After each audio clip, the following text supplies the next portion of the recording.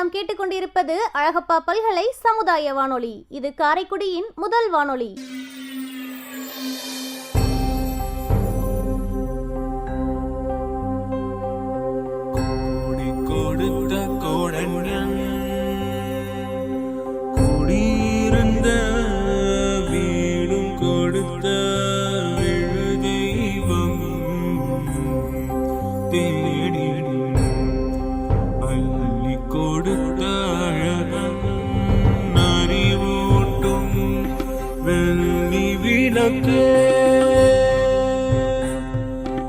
அறிவூட்டும் வெள்ளி விளக்கே, முன் பெரும் தவத்தால் தோன்றி முயன்றாமை காக்கும் வள்ளலே, அன்பிலார் அழகப்பாவின் நரம் பணி போற்றி செய்வோம், நரம் பணி போற்றி செய்வோம்.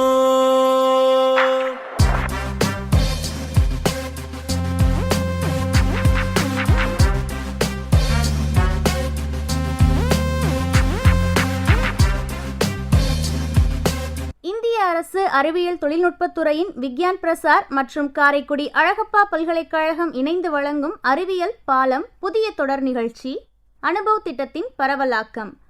ஆக்கம் ஊக்கம் வழிகாட்டல் டாக்டர் ஆர். ஸ்ரீதர்.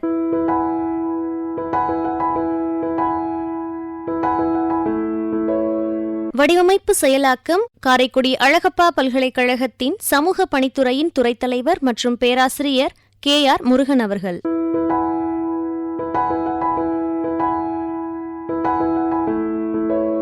நிகழ்ச்சி ஒருங்கிணைப்பு சமுதாய வானொலி இயக்குனர் டாக்டர் S. ராஜாராம்.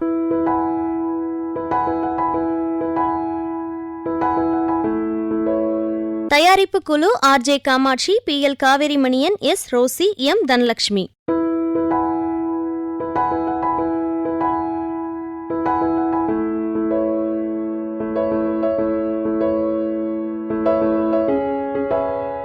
அழகப்பா பல்கலை சமுதாய வானொலி நேயர்களுக்கு வணக்கங்கள்.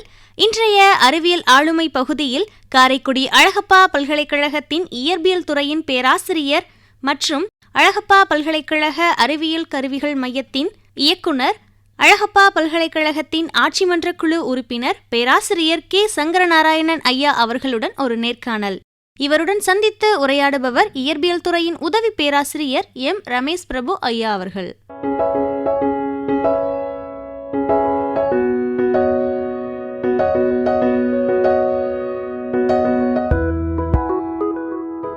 அழகப்பா பல்கலைக்கழக சமுதாய வானொலி நேயர்களுக்கு வணக்கம். இந்திய அரசின் விஞ்ஞான் பிரசார் மற்றும் காரைக்குடி அழகப்பா பல்கலைக்கழகம் இணைந்து வழங்கும் அனுபவம் நிகழ்ச்சியில் பல அறிவியல் ஆளுமைகள் தங்களுடைய அனுபவங்களை நம்முடன் பகிர்ந்துள்ளனர். அந்த வரிசையில் இன்று நம்முடன் இணையவிருக்கும் அறிவியல் ஆளுமை பேராசிரியர் சங்கரநாராயணன் அவர்களை வரவேற்பதில் மற்றற்ற மகிழ்ச்சி அடைகிறேன்.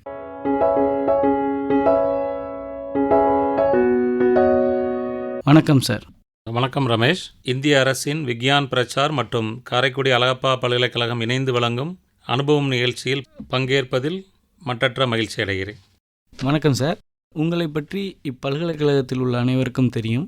ஆனால் நமது வானொலி நேயர்களுக்காக உங்களை பற்றி கொஞ்சம் அறிமுகப்படுத்திக் கொள்ளுங்கள் சார். என் பெயர் சங்கரநாராயணன். நான் இயற்பியல் துறையில் பேராசிரியராக பணிபுரிகிறேன். தற்போது நமது பல்கலைக்கழகத்தில் உள்ள யூனிவர்சிட்டி சயின்ஸ் இன்ஸ்ட்ருமெண்டேஷன் சென்டர் என்ற ஒரு துறைக்கு டைரக்டராகவும் பணிபுரிகிறேன். சார், உங்களுக்கு அறிவியல் துறையில் குறிப்பாக இயற்பியல் துறையில் ஆர்வம் ஏற்படுவதற்கு யார் காரணம்? அது எவ்வாறு நிகழ்ந்தது? இயற்பியல் என்பது வேதியியல், கணிதம் போன்று ஒரு அடிப்படையான அறிவியல் ஆகும். நாம் பொதுவாக நம்முடைய பள்ளி பருவத்தில் நமக்கு பிரியப்பட்ட ஒரு பாடத்தை தேர்வு செய்யும் பொழுது அதில் பெரும்பாலானவர்கள் பிரியப்படுவது நம் செய்முறை பயிற்சி சார்ந்து வரக்கூடிய, அறிவியல் சார்ந்து வரக்கூடிய படிப்புகளைத்தான் அனைவரும் விரும்புவார்கள். ஸோ அந்த வகையில் பார்க்கும்போது இயற்பியலில் நாம் அதிக அளவில் செய்முறை பயிற்சிகளை செய்து அதன் மூலம் நாம் அறிவியலை கற்று உணர்ந்து கொள்வதற்கு வாய்ப்புகள் மிக அதிகம். மற்ற வேதியியல், கணிதம், பயாலஜி சம்பந்தப்பட்ட பாடங்களை தவிர்த்து இயற்பியலில் உங்களுக்கு பிரியமான முறையில் உங்களுக்கு தெரிந்த அளவில் உங்களை சுற்றியுள்ள பல விஷயங்களை கற்றுணர்வதற்கு இது மிக உதவியாக இருக்கும். ஸோ அந்த வகையில் நான் பார்க்கும்போது இயற்பியல் என்பது பெரும்பாலான மாணவர்களின் ஒரு தேர்வாக அமைவதில் ஆச்சரியமில்லை. இந்த நல்ல தருணத்தில் எனக்கு இயற்பியலில் ஆர்வம் ஏற்படுத்திய என்னுடைய பள்ளி பருவ இயற்பியல் ஆசிரியர் திரு குழந்தைவேல் ஐயா அவர்களை நினைவு கூறுகிறேன். அவர் பெரும்பாலான நேரங்களில் அவர் நடத்தும் இயற்பியல் பாடங்கள் அனைத்தும் மாணவர்களுக்கு மிக பிரியமான முறையிலும் எளிமையான முறையிலும் அமையும்.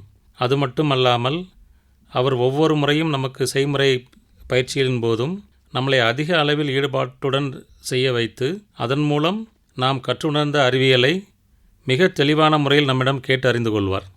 ஸோ இது எனக்கு ஒரு இன்ஸ்பிரேஷனாக அமைந்தது இளம் வயதில். அதிலிருந்து தான் எனக்கும் நாம் ஒரு இயற்பியல் துறை சார்ந்த படிப்பை மேற்கொள்ள வேண்டும் என்று ஆர்வம் ஏற்பட்டது. சார், உங்களுக்கு இந்த பிஹெச்டி ஆராய்ச்சி படிப்பு படிக்கணும் அப்படின்ட்டு எப்படி ஆசை வந்தது? அது யார் மூலியமாக உங்களுக்கு தெரிந்து எங்கே படித்தால் நன்றாக இருக்கும் என்று நீங்களாக நினைத்தீர்களா, இல்லை அதுவாக நடந்ததா? பொதுவாக ஒருவர் பள்ளி பருவம் முடித்தவுடன் இளங்கலை பட்டத்திற்கு செல்லும் போது அவருக்கு ஒரு அடிப்படையான நாலேஜ் மட்டும்தான் கிடைக்கும். ஆனால் அதில் அவர் தீவிரமாக தெரிந்து கொள்ள வேண்டும் என்றால் முதுகலை பட்ட படிப்பிற்கு அவர் செல்ல வேண்டும். முதுகலை பட்ட படிப்பிலும் உங்களுக்கு இளங்கலை பட்ட படிப்பில் கற்றுணர்ந்த பாடங்களை மிக ஆழமாகவும் அதனுடைய பயன்பாடுகளை அதிக அளவில் தெரிந்து கொள்வதற்கும் ஒரு வாய்ப்பாக அமையுமேயன்றி அதில் உங்களுடைய பங்களிப்பாக ஏதாவது நீங்கள் செய்யணும் பிரியப்பட்டீங்கள் என்றால் அதற்கு மேற்கொண்டு நீங்கள் ரிசர்ச் கேரியரை எடுத்தால் மட்டும்தான் முடியும். ஸோ அந்த ஒரு எண்ணத்துடன் ஒருவர் ஆராய்ச்சி படிப்புக்காக மேலும் தொடரும் பொழுது அவர் கற்றுணர்ந்த பாடத்திட்டங்களில் எது அவருக்கு உள்ளளவில் மிக பிடித்தமானதாக அமைகிறதோ அதில் மேலும் ஆழமாகவும் அதன் பயன்பாட்டை மிக தீவிரமாக புரிந்து கொள்வதற்கும் ஆராய்ச்சி படிப்பு மிக முக்கியமானதாகும். ஒருவர் ஆராய்ச்சி மேற்கொண்டால் மட்டும்தான் அவர் கற்றுணர்ந்த பாடத்திட்டங்களையும் சரி கற்றுக்கொண்ட அறிவியலையும் சரி மிக நல்ல அளவில் புரிந்து கொள்ள இயலும். ஸோ அதுக்கு ஆராய்ச்சி என்பது மிக முக்கியம். மிக அருமையாக கூறினீர்கள் சார்.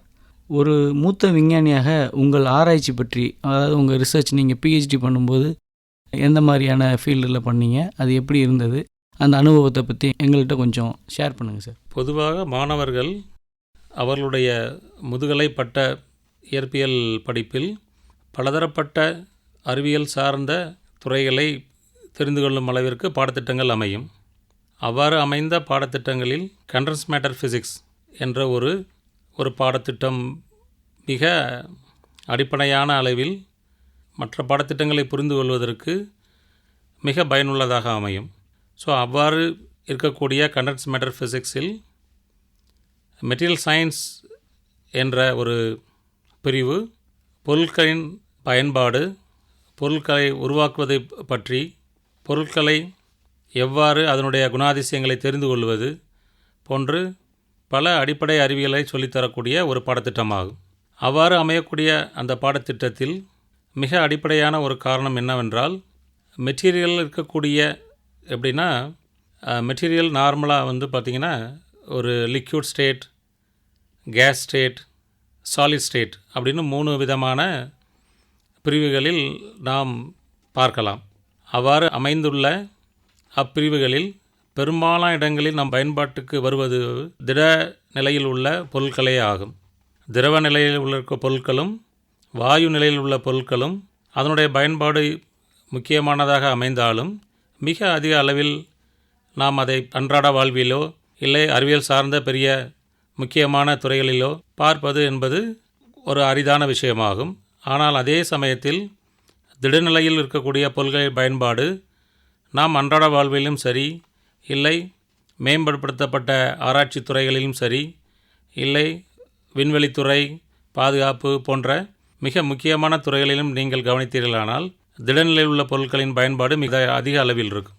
அவ்வாறு ஒரு பொருளை நாம் பயன்படுத்துவதற்கு முன்பு அப்பொருட்களின் குணாதிசயங்கள் தெரிந்தால் மட்டுமே அப்பொருட்களை எவ்வாறு நாம் பயன்படுத்தலாம், இல்லை எந்த இடத்தில் நாம் பயன்படுத்தலாம், அவ்வாறு பயன்படுத்தும் போது அதனால் ஏற்படும் விளைவுகள் என்ன போன்ற சில கேள்விகளுக்கும் அறியப்படாத பல கேள்விகளுக்கும் பதில் கிடைக்கும். அவ்வாறு இருக்கக்கூடிய அந்த மெட்டீரியல் சயின்ஸ் என்ற ஒரு பாடத்திட்டத்தில் நான் என்னுடைய ஆராய்ச்சி பணிக்காக படிக வளர்ச்சி என்ற ஒரு துறையை தேர்ந்தெடுத்தேன். ஸோ படிக வளர்ச்சி என்பது ஒரு பொருள் திடநிலையில் இருக்கும்போது அது எவ்வாறு உருவானது, இல்லை ஒரு பொருளை எவ்வாறு திடநிலைக்கு மாற்ற இயலும் போன்ற விஞ்ஞானத்தை கற்றுத்தருவது ஆகும்.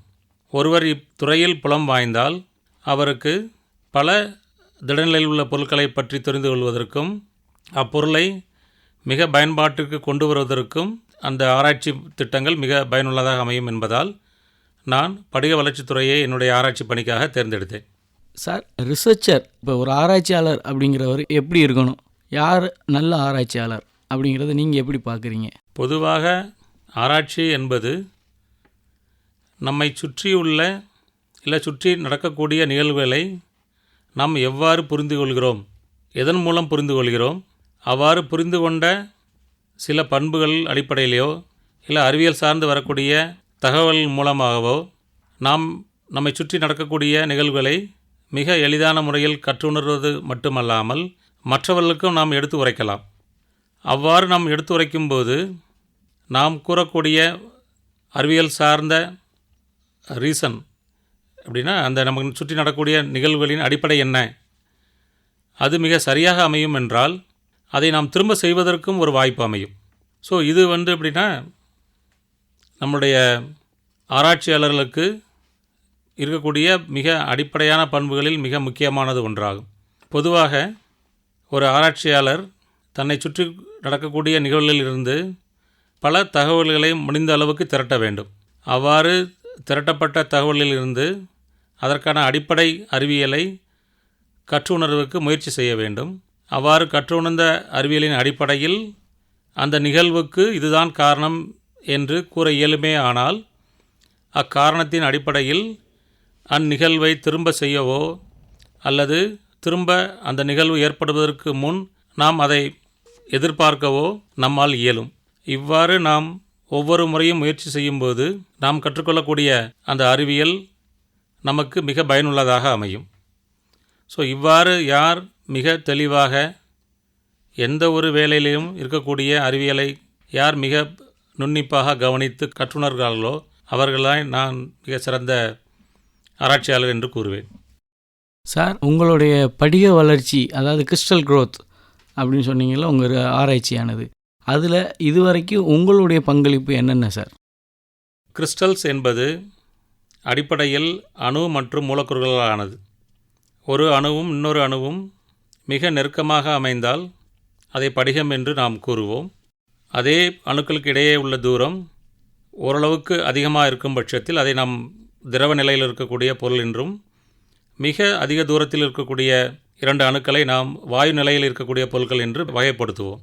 கிறிஸ்டல் growth என்பது addition of atoms or molecules, thereby you can enlarge the atomic scale to micro scale, even in terms of meter scale. அந்த மாதிரி நாம் திரும்ப திரும்ப அணுக்களையோ மூலக்கூறுகளையோ அடுக்கிக்கொண்டே சென்றால் நமக்கு ஒரு லார்ஜ் டைமென்ஷனில் இருக்கக்கூடிய ஒரு திட பொருட்கள் நமக்கு கிடைக்கும். அவ்வாறு செய்யக்கூடிய ஒரு மெத்தடாலஜிக்கு பேர் கிறிஸ்டல் growth என்று பெயர்.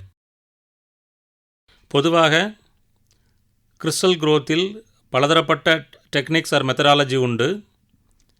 அது எந்த பொருளை நாம் திடநிலைக்கு மாற்ற வேண்டும் என்று நினைக்கிறோமோ அதனுடைய மெட்டீரியல் ப்ராப்பர்ட்டிஸை பேஸ் பண்ணி we need to go for selecting a methodology.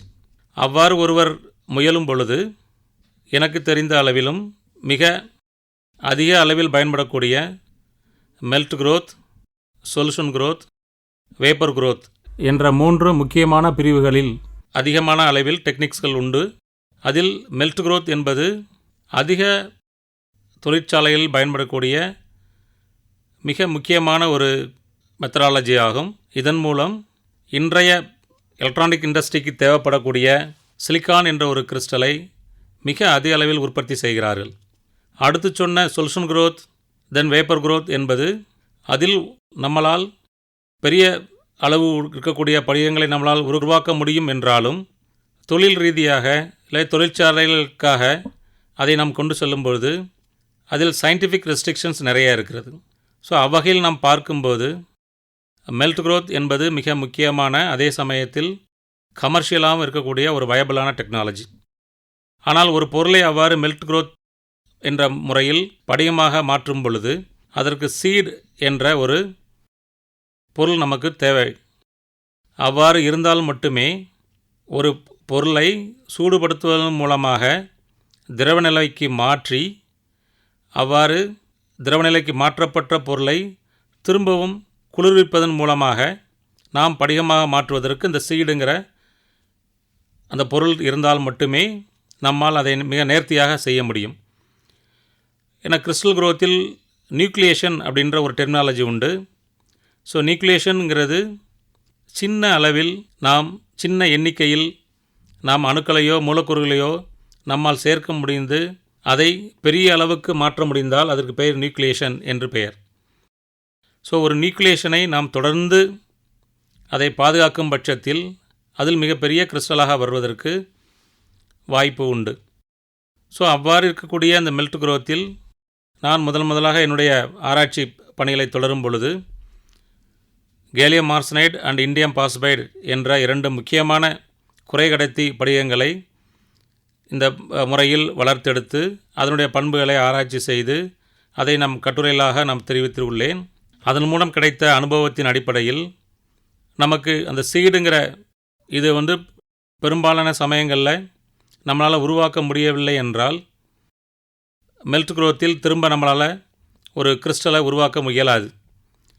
So இதற்கு மாற்று வழியாக சீடுங்கிற ஒரு பொருளை இல்லாமலே மெல்ட் growthஐ எப்படி இனிஷியேட் பண்ணுவது, இல்லை நியூக்ளியேஷன் எப்படி ஸ்டார்ட் பண்ணுவது என்பதை சிந்தித்து நான் மைக்ரோடியூப் ஜெகரால்ஸ்கி அப்படி ஒரு புதிய திட்டத்தை வகுத்து அதை நான் இன்டர்நேஷ்னல் ஜேர்னல்ஸில் பப்ளிஷ் செய்துள்ளேன்.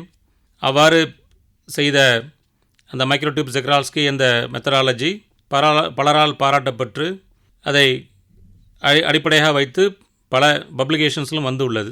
அதனுடைய தொடர்ச்சியாக சொல்யூஷன் growth என்ற இன்னொரு மெத்தடாலஜியில் நாம் பெரிய அளவில் படிகங்களை வளர்ப்பதற்கு மிக லிமிட்டேஷன்ஸ் இருக்கக்கூடிய சில எக்ஸ்பெரிமெண்டல் பேராமீட்டர்ஸை மனதில் வைத்து அதை எப்படி நிவர்த்தி செய்வது என்று சிந்தித்து அதற்கு ஒரு மாற்று உபயோகமாக SR method, Sankaranarayana Ramasamy method என்று ஒரு மெத்தடை நான் அறிமுகம் செய்து உள்ளேன். இதன் மூலம் ஒரு படிகத்தை மிக குறைந்த வெப்பநிலையில் திரவ நிலையிலிருந்து திடநிலைக்கு மாற்ற இயலும். அது மட்டுமல்லாமல் அவ்வாறு மாற்றும் பொழுது அதில் இருக்கக்கூடிய கிறிஸ்டலோகிராஃபிக் ஆக்சிஸ் என்று சொல்வார்கள், அதில் ஏதோ ஒன்றை நமக்கு முக்கியமாக பயன்படக்கூடிய ஒரு ஆக்சிஸை தேர்ந்தெடுத்து அதை வளரக்கூடிய படிகத்தின் மேல் அமைத்து அப்படிகத்தை பெரிய படிகமாக மாற்றும் பொழுது அந்த படிகத்தின் பயன்பாடு மிக அதிக அளவில் உணரப்படும். அவ்வாறு உருவாக்கப்பட்ட படிகத்திற்கு ஒருமுக படிகம் என்று பெயர். இது கிட்டத்தட்ட எனக்கு தெரிந்த அளவில் இந்த கிறிஸ்டல் growth என்ற ஒரு ஆராய்ச்சி பிரிவில் ரொம்ப காலமாக இருந்த ஒரு அன்சால்வ்டு இஷ்யூவாகவே இருந்தது. அதை 2005 மற்றும் 2006 ஆண்டுகளில் நமது அழகப்பா பல்கலைக்கழகத்தில் அந்த திட்டத்தை முன்னெடுத்து அதற்கு மாற்றாக இல்லை அதற்கு வழியாக இந்த ஒரு SR மெத்தட் என்ற ஒரு புது மெத்தடை நாம் அறிமுகம் செய்தோம். அதில் கிட்டத்தட்ட 200க்கும் மேற்பட்ட ஆராய்ச்சி கட்டுரைகள், பல ஆராய்ச்சியாளர்கள் அதை அந்த மெத்தடை பயன்படுத்தி பல இன்டர்நேஷ்னல் ஜேர்னல்ஸில் அவர்களுடைய ஆராய்ச்சி கட்டுரைகளை வெளியிட்டுள்ளார்கள். அது மட்டுமல்லாமல் அவர்கள் வெவ்வேறு விதமான பொருட்களையும் இந்த மெத்தடாலஜி மூலமாக பெரிய கிறிஸ்டலாக ஒரு பர்டிகுலர் கிறிஸ்டலோகிராஃபிக் ஆக்சிஸில் குரோ பண்ண கிறிஸ்டலாக மாற்றி அதை பயன்பாட்டையும் மிக சிறந்த முறையில் எடுத்து உரைத்துள்ளார்கள். இது நமக்கு கிடைத்த மிகப்பெரிய சான்றாகும். ஸோ இதன் மூலம் நாம் இந்த படிக வளர்ச்சி துறையில் மிக முக்கியமான 2 சாதனைகளை நாம் செய்துள்ளோம். இந்த SR மெத்தட், அதாவது சங்கர் நாராயணன் ராமசாமி மெத்தடில் நீங்கள் க்ரோ பண்ண அந்த யூனிடைரக்ஷனல் கிறிஸ்டல் அந்த நிகழ்வு அது எவ்வாறு நிகழ்ந்தது சார்? பொதுவாக நாம் நம்மளுடைய ஆராய்ச்சி திட்டங்களை தொடங்கும் பொழுது நமக்கு என்று ஒரு குறிக்கோளுடன் ஆரம்பிப்போம். இந்த வகையில் நாம் செய்தால் நமக்கு இவ்வாறான ரிசல்ட் வரும் என்று சில இதை எதிர்பார்த்து நாம் செய்வது உண்டு. அதே சமயத்தில் சில சந்தர்ப்பங்களில் நாம் ஒரு முனைப்போடு ஒரு குறிக்கோளை நோக்கி ஆராய்ச்சி திட்டங்களை நகர்த்தி செல்லும் பொழுது அதன் கிளைகளாக வரக்கூடிய சில ரிசல்ட்ஸ் நமக்கு பல அதிசயங்களை நிகழ்த்தும் என்று நமக்கு அறியப்பட்ட ஒன்று.